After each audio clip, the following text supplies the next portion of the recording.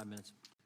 2 million encounters and releases under your watch. So not including the Title 42 expulsions, not including violent criminals.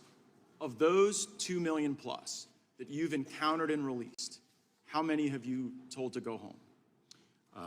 Congressman, individuals who are released are placed in immigration enforcement proceedings under the law where they can make their claim for relief. If their claim for relief is not satisfied, they are subject to removal from the United States. Right, subject to removal sounds very different than actually removed. So I'm not interested in the process. I'm not interested in what people are subject to. 2 million people encountered and released. Not the expulsions under Title 42, not the criminals. How many of those people have you deported? So, Congressman, a few points. Number one. Just how many of the people? I just want to know how many. It's just a number. Congressman, we are dealing with a completely broken immigration system. I get it. No, Mr. Secretary, I'm not going to let you burn my 5 minutes. Do you know the answer? Do you know the number of people out of that 2 million that you've removed that aren't criminals? I do know that we have removed more aggravated felons. Right, I'm not asking about them. I've caveated that away, because here's what I'm sort of getting and what your non-responsiveness is demonstrating. The Mayorkas doctrine is this. If you show up at the border and get released into the country, if you don't commit a specific aggravated felony, which, by the way, doesn't include a lot of assault and battery, doesn't include a lot of bad domestic violence, but if you're not one of the people who commit those crimes, you get to stay forever. Is that a fair characterization of your doctrine? No, that is false. Then tell me how many you're sending home. No, that is false. Okay, well, but you don't know the number of how many you've sent home. Here's another number. 1.2 million people today have been through your entire process, right? They've been through what you call a removal proceeding is just an amnesty dance. Because after the 1.2 million people get an order from the judge saying that they don't have a basis to be here, you still don't remove them. Like, what's your plan to remove those people? Congressman, that is false. Okay, how many of them then? Just give me the number.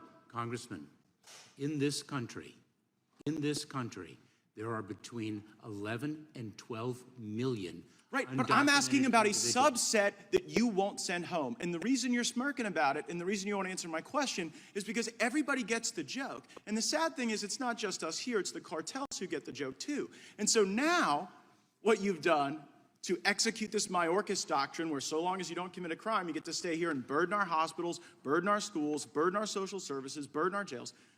You've sent the message to the cartels, and then you've taken this app and you've digitized illegal immigration and you've scaled it to the moon. Like this app that you've got everybody downloading is like the Disney Fast Pass into the country, never to be subject to actual removal, just removal proceedings as you call them.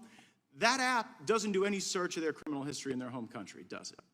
Congressman, I disagree with everything you have said. Well, I'm sure, but just answer the question. Does the app that you are out there promoting do any search of people's criminal history in their home country? Congressman, Customs and Border Protection screens and vets individuals whom they encounter. Your thoroughly. app, it either has the functionality to test their criminal history in their home country or it doesn't. By the way, if it did, you'd have already told me. It doesn't.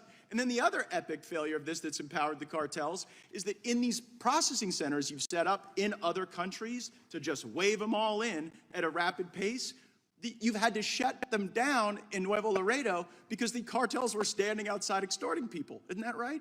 Congressman, that is false. Oh, really? So why did you shut down that facility in Nuevo Laredo? The point of safe, orderly, and lawful pathways is to reduce the number of encounters at our southwest border. But wait a second, you've just shifted those encounters, because right now, for the first time in modern history, more people are showing up at the ports of entry than running through some bush in Yuma, Arizona. And the reason they're showing up at the ports of entry is because you've got the turnstile open, where so long as they've gone and downloaded this app, you just let them in. I got one final question for you, and it's an important one. Is Mexico an ally in this fight against illegal immigration? Yes, it is. So, I mean, it's hilarious and somewhat troubling that you say that, because like I'm looking at the El Chapo trial where President Nieto took a $100 million bribe from the Sinaloa cartel. Do you think that the subsequent presidents following Nieto weren't offered a bribe by the cartel or didn't take the bribe? Congressman, I disagree with everything you have said. Right, but you can disagree all you want, but what you won't provide is any number. And when you sit there and just kind of ostensibly disagree without any facts, it shows people what the real gig is. The Mexican government is captive to the cartels. They are doing the bidding of the cartels, and based on your response today, so are you.